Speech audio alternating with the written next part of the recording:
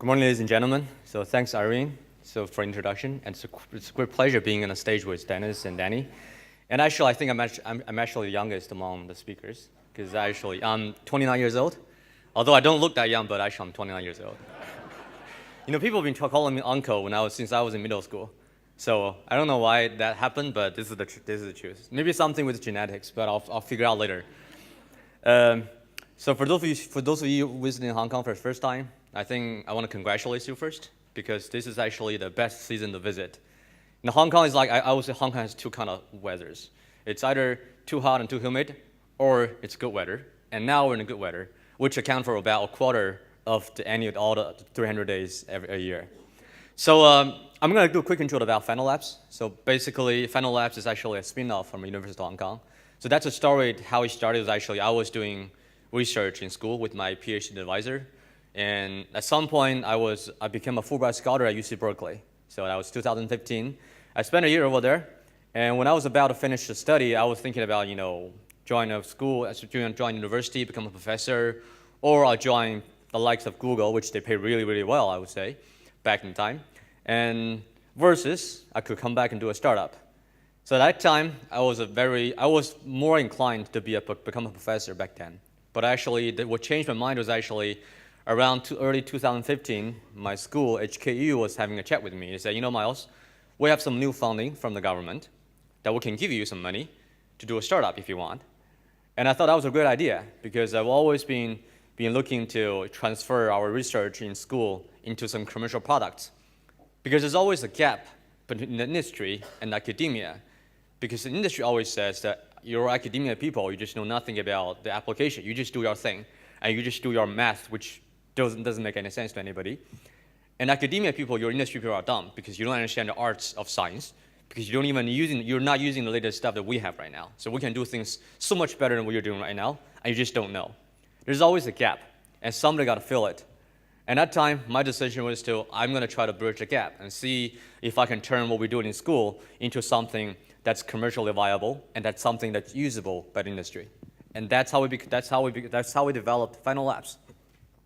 So we're actually a university-backed startup. So mostly HKU is actually one of my shareholders as well, an investor. So we develop AI technologies, especially in the speech and NLP domain, with various focuses and specialization in handling non-mainstream languages, which we're talking about Chinese dialects like Cantonese, Sichuanese. We're also talking about languages like Bahasa. We're also talking about languages that you never heard of, but in some parts of the world that really need it. And we apply these technologies into enterprise call centers, and that's what we do. A little intro on the technology, just in case you don't know. So speech recognition it's a classic piece of technology. All it does is actually giving a speech signal, I'll turn that to text. In a broader sense, it can be a description of what's in the video. It can be a description like there's a baby crying, there's a lady screaming, or it can also be the content of that particular sound signal. It can be like somebody saying, hello, world. It can be something else. But when it comes to Chinese and non-stream languages, the challenges focus becomes actually very subtle, because first of all, you don't have enough data to train an engine. Second thing, like big companies don't actually do those non-mainstream languages, because everybody in the world thinks that you just do English and you do Mandarin, you're fine. But in reality, that doesn't work very well, because oftentimes when it comes to enterprise call centers, you're dealing with people from anywhere on the planet, and they speak whatever language they like. And they might not be speaking very good English. They might not be speaking very good Mandarin. They need something other supports. And that speech signal, it's the only thing that turns speech recognition is turning speech signal into text. And what's happening next is actually, and by the way, here's a quick introduction about, can it play sound, by the way? Let me try this. So I'll give you a very quick introduction about why Chinese dialects matters. So a lot of people think Chinese is Chinese, but no. Chinese are meta dialects, and dialects are so different that they almost sound like different languages. So we have 3 different clips that saying the same thing, which means AI is changing the world. But now we're saying that in 3 different dialects. Now let's hear them. This is Cantonese. 人工智能正在改变人类社会的发展。 Mandarin. 人工智能正在改变人类社会的发展。 So we're saying the same thing, but I don't know if you understand Chinese, but no matter whether you understand Chinese or not, all 3 clips, they sound like different languages, but they're saying the same thing, expressing the same meaning, and there's really They sound like different languages. And that's where our technology shine. So after getting the speech technology, the next thing we're going to do is actually getting the text. Getting the text doesn't mean anything. We have enough stack data on social media, on Twitter, on Facebook, on all those medias. But what's coming next is actually giving text. We need to process. What does that really mean? What is semantic meaning? What is the intention of that sentence? Is the guy angry, or is the guy kind of happy? What is the entity they mentioned in there? Is actually, did they mention about time? And did they mention about a particular place? Did they mention about a restaurant? Those are all the things that we have to tackle in natural language processing, which is a broad collection of technologies that involve processing human-readable texts, and turning those into something the machines can understand.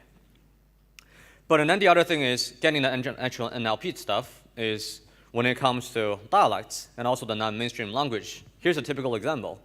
So these two Chinese characters, so there's the same thing, but depending on which dialects engine you pump into. When you pump that thing into Cantonese NLP, it means salary. There's no other meaning, it just means your salary. But when you pump that in, if somebody understanding Mandarin and see this word, it will say this actually means, it's an adjective, it means manually. There's no other meaning. Nobody would use that word as an indication of salary. And what's even more than that, there's actually some words in Cantonese, the same Chinese character. You put in a Cantonese paradigm, it's a curse word, it's a dirty word. But if you turn that into Mandarin dialects and paradigm, it actually means positive word. It's praising somebody. It can be that different. So in the early days, so NLP is still kind of preliminary in our sense, because most engines are not that accurate.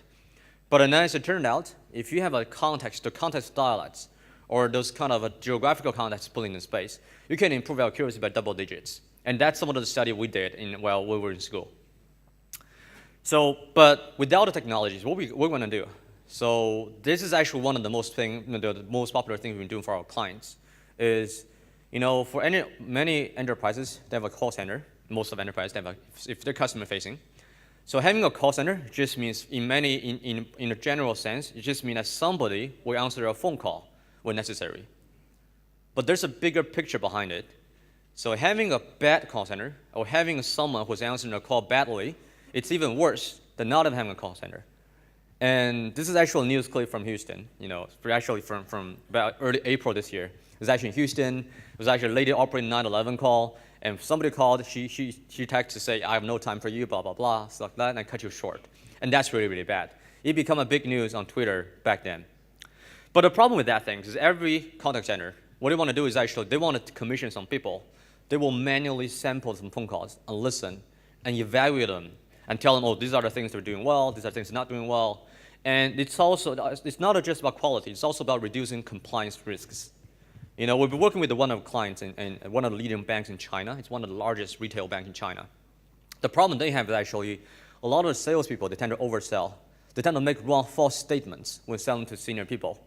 Especially I'm going to say, oh, I'm going to promise this thing will generate 10 times return over the next 5 years, which is anybody with knowledge of financial industry knows this is a wrong statement.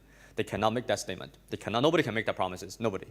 And they also say, this is something, this thing been doing so well in the past, so you will be doing so extremely well in the future. So you just sign it, don't worry. Or they forget to make disclaimers that this is actually investment products, it's more, taught for people who are more risk tolerant, stuff like that. Or it also happened back then, according to one of the investigation, there was actually a sales guy trying to sell the investment product to a 80 years old lady, and that product requires a deposit of 20 years. And that was like, wow, you're selling a deposit product for 20 years to someone who's 80 years old. That's not good. That's really illegal, I would say. So everybody's trying to solve the problem. But what they do right now is really commission some real humans to sample the phone calls. But the sampling rate is only 2 to 3%. And that's really, really bad. You cannot possibly try to identify 20% of potential risks while sampling a population of 2%, 2 to 3%. And that's where our technology shine. We mostly help the clients. We sample all your phone calls. We sample all the recordings for you. And we tell you what are things that are doing right, what are things that are not doing right. For things we'll mark you with high risks, you better find someone to listen to it and make sure that it's really going well before this thing really goes out and become a big thing, especially not in the media. So we've been very honored. So being backed by, HKU is actually one of my early investors. We're also actually one of the first investment portfolio of Horizons Ventures, which is Mr. Li Ka-shing's fund. So they've been investing in the likes of DeepMind, Siri, Vive, Facebook, Skype, all those things like that.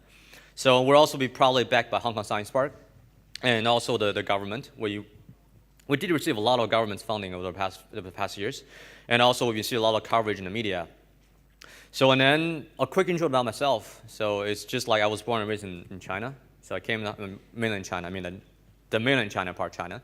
So I was born in northern China and I came to Hong Kong about 10 years ago. And I never really left. I spent a year in Germany. I used to live in Heidelberg. And I also used to live in Berkeley for about a year and a half. So while doing my Fulbright scholarship. And at some point I came back, I started my venture 3 years ago. It's been, Danny just said, it's a lonely trip. It really is lonely. So I was fortunate to have a lot of backers, a lot of investors, and also my PhD advisor was also my co-founder. He's been on the chairman of my board for a long time and keep mentoring me over the past 3 years. But it's really been lonely. So we managed to grow from a one-man band. When I started, they were just me and the team. From one guy to 8 people December last year. And now we have 40 people with 3 offices in Shenzhen, Hong Kong, and Chengdu. Hong Kong is our R&D center. We have a quarter of my colleagues are PhD holders. And so we work very closely with HKU, CUHK, HKUST. We also work closely with Cambridge and Oxford. And we have a joint lab with Cambridge through HKU, our lab in HKU at our university. We also work closely with Tsinghua University, Brown University, MIT, and UC Berkeley. So Hong Kong is actually a place where I would say it's a great place for talents, and it's also a great place to import talents from outside the world. Because I was trying to relocate one of my scientists, who is actually from Sri Lanka, to Shenzhen office for some project, and he lived there for a week, and he said, "Oh, I quit." Because why? He's like, he can't even go do grocery because nobody understands English in there. And I said, "Now this is a place for Hong Kong." And with that, I'm gonna wrap up. So thank you very much, and I look forward to having more chat with you during the panel session.